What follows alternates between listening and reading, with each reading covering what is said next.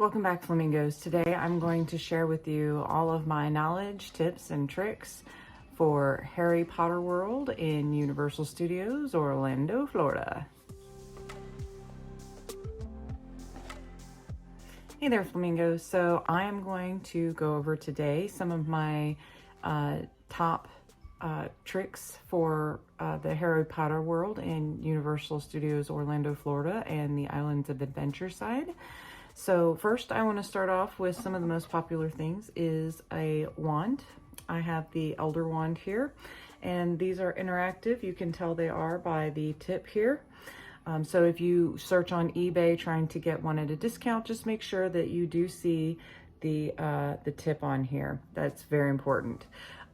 Good thing to know about these is that if you do buy one from eBay, or you find one at a yard sale, or you really get lucky and find one at like a thrift store, go ahead and pick it up, because even if it doesn't work, you take it into Universal, you go into any of the wand shops that they're selling wands, and they will fix it 100% free. And if that's not amazing, I don't know what else is. So it doesn't matter. Let your kids play with it. Let your 2-year-old gnaw on it. It don't matter. They go to fix it. And that is amazing. So that's pro tip number 1. If you find one for cheaper, get you one cheaper. Number 2. So they all come, well, if you get them brand new, they do come with these super cool maps. One side has Diagon Alley, and the other side has Hogsmeade. And when you open these up, it has all of the fantastic places for you to do all the wand spots. So here is a pro tip for this. Take it into Knockturn Alley and find one of the dark lights. It will show you a few hidden spots that aren't visible on the map without seeing it under a dark light, and it'll show you where they are and what the charm is to cast at those locations for those special spell places. So some tips for casting spells with your wands. Make sure that when you're doing it, that you are doing small movements, not great big. It won't catch it that way. So small gestures is the key. It is not important to actually say the words. That just makes it more fun. So if you're embarrassed about not being able to pronounce something or can't remember the name of the spell, know that the spells, they are in here, and so are the gestures if you want practice time beforehand before you go, or if you're in your room and you haven't had a chance to use your wand yet since you've bought it. Something that you can do. So there you go. All right, here's another super cool tip. If you have the paid package for the photos with Universal, and they do your photo at Gringotts, and they hand you the little card and it's got the QR code on it, you can take it up to a cast member, and they can add that photo to your online account. You do not have to pay extra for this. It is part of your photo package. This also goes for any other time that someone takes your photo in events. Like the other day we did a Jurassic Park thing, and there was an extra photographer there, and they handed us one of those cards as well.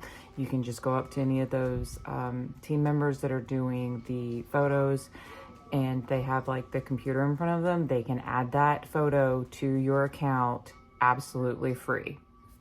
So when you're in Diagon Alley and you see the ginormous dragon and you want to catch that awesome photo of you with the dragon doing the fire, and you want to get a video of the dragon doing the fire, here is my pro tip for you. It does it every 10 minutes on the zeros. So we'll say 5 o'clock, 5:10, 5:20. You get the idea. Every 10 minutes, unless there is bad weather or the wind is too high, and then they won't do it. So you'll hear like a rumbly noise, kind of a dragony, spooky sound just before he ignites his fire. And if you're looking directly at his mouth, you can kind of see in the opening of his mouth where it lights just before it does the Dragon Ball. So then you'll know for sure that it's getting ready to happen. All right, flamingos, don't forget to subscribe and leave a comment on any of my videos for a chance to win the prize pack. So when it comes to the train, you need a park-to-park ticket in order to ride the train. And it is super cute. The first time I just fell in love with it. It was a lot of fun. The best way to ride it, if you want the cinematic experience, is to start in Diagon Alley and ride it over to Hogsmeade, and then to experience it back the other way, Hogsmeade to Diagon Alley. It is so cute, guys. Like, and you have to be aware, like, when you're in the train car, there is like the picture screen for the main show, and then the windows that are beside you also have show elements to it. So I don't want to give too much away. It's a super cute show. Just make sure your head's on the swivel and you're looking back and forth between your between both sides, because otherwise you're going to miss stuff, and that would be a shame.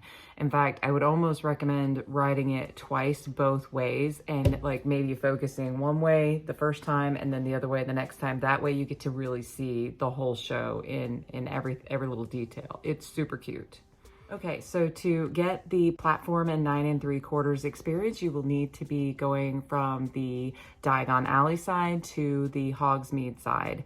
And if there is a group that you are with, one person can stay back while the other ones go through, and it'll be kind of obvious to you when you see it.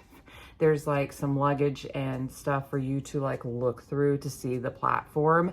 And the other people will go around the wall, and then they will go through the platform. And the platform to them looks like a blacked out hole. So you get the experience and the visual effects from behind. So I will link the video that we did with my family. Super cute. My brother-in-law, he just cracks me up. He did a cute little thing that was completely unexpected, and so check it out for sure. Some tips for shopping.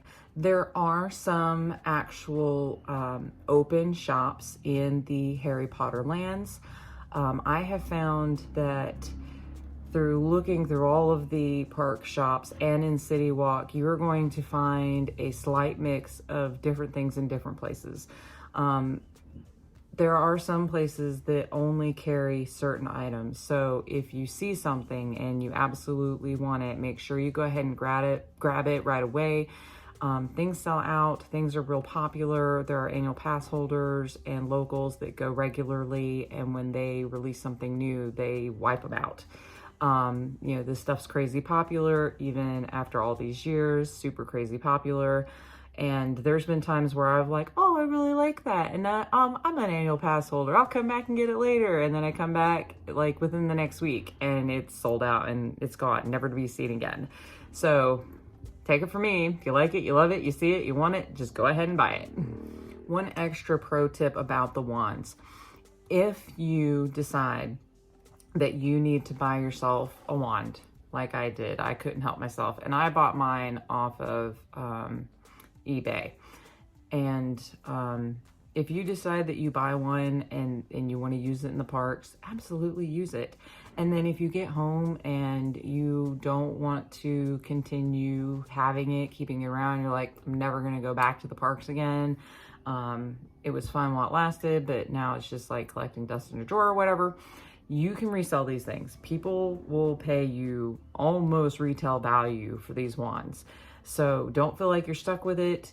You may, lose $5 or so on your initial purchase or whatever, but it's totally worth just reselling if you're not interested in keeping it. So a tip for getting back and forth between the parks. So everybody loves to do the train, and the train is a lot of fun. I do it only if the wait time is 15 minutes or less. I don't wait to ride the train anymore because I've done it. I've seen the show. I know it. It's super cute. But if I'm in a hurry and I'm trying to get from park to park, it is faster to walk. Unless it is a 15-minute wait or less at that train, it is faster to walk. So you just go out and around through City Walk and back into the other park.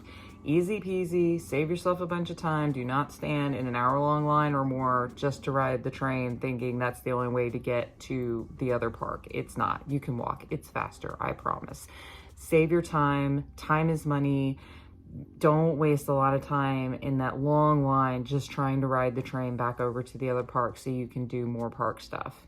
So in Hogsmeade, in the evening, once it gets dark, every night, if the park is open, they typically do a projection show on the side of the castle. I highly recommend seeing it at least once. And I also recommend not catching the first show.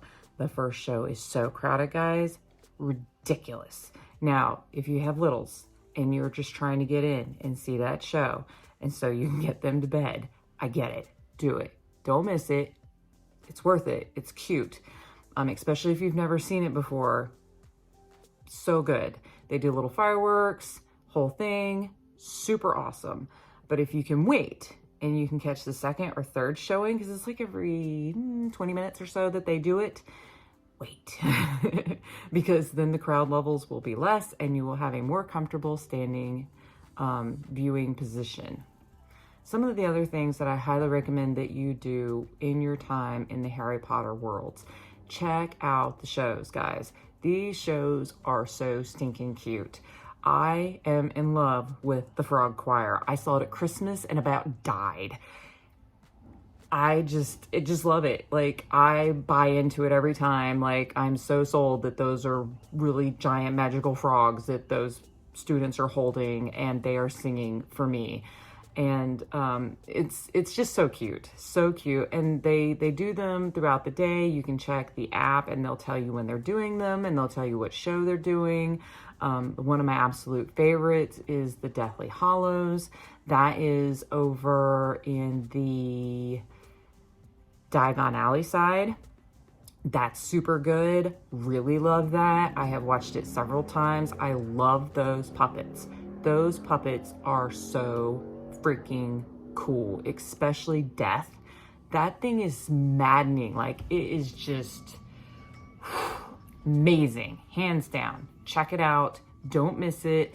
Make a little bit of time in your busy park day if you only get like a few days. I know it's tempting to be like, ride. I know. Trust me, I know. But you will not regret taking a few minutes to catch one of these shows. And some of them you can sit down at, some of them they make you stand, but grab you a butterbeer, take a little breaky break, and watch one of these cute shows. You won't be sad that you did.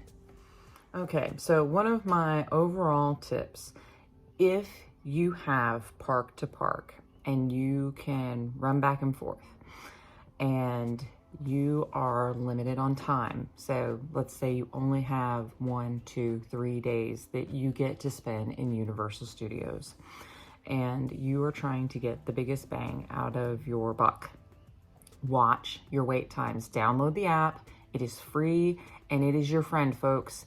It has wait times. There are settings in that app where you can have it ding you once it gets below a certain wait time. Use this to your advantage. Don't wait a long time in some of these lines, guys. You're going to be just devastated at how much time you spent in a line when you could have been riding other rides. Ride times fluctuate all day long. And yes, Hagrid's is typically a busy ride from open to close.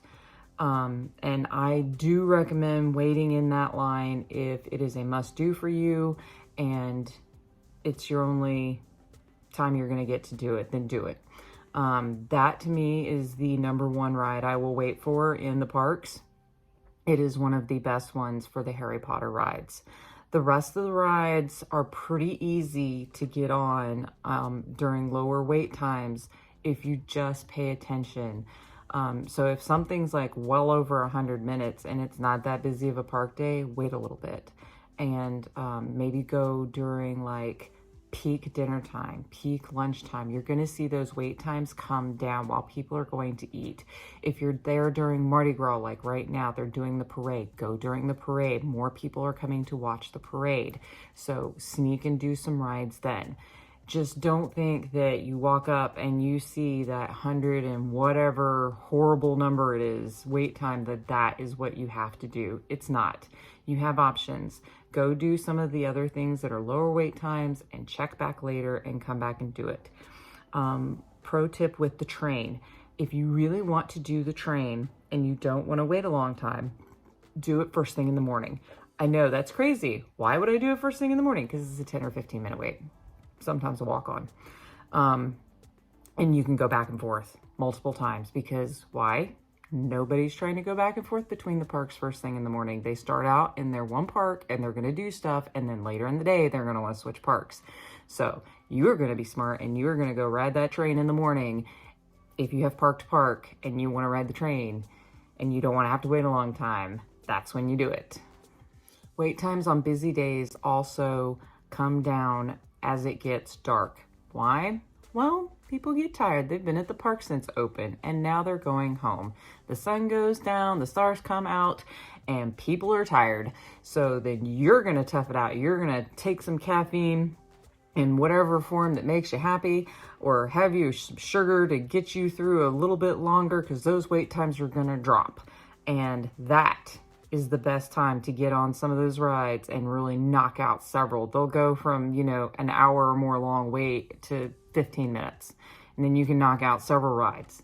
So that's what you do. If you can do it, do it. With the Harry Potter Land overall, I recommend that you walk into everything that's open for you to look at. And make sure you look up. Look up. There is so much beautiful detail that they just put above eyeball level. And if you don't look up, if you get so immersed in the merch, and trust me, that's easy to do too, because the merch is pretty freaking awesome, you're going to miss some of the best details in some of these stores. And like all the places that you eat and anywhere, just anywhere. Make sure you look up and look down. Don't forget to look down. Some of the details are down too. Like, try to take it all in because there is so much detail and beauty to these lands. They really did not spare an inch when it came to some of the details. And I don't want you to miss them because they are quite spectacular. Okay, guys, so I pretty much scratched the surface of like Harry Potter, all things. I know bunches more. If there's something in particular that I left out that you have a question about, drop me a comment. I will happily answer your question. And if I don't know the answer, I will get you the answer because that's how I roll. Until the next time, guys, shake a tail feather.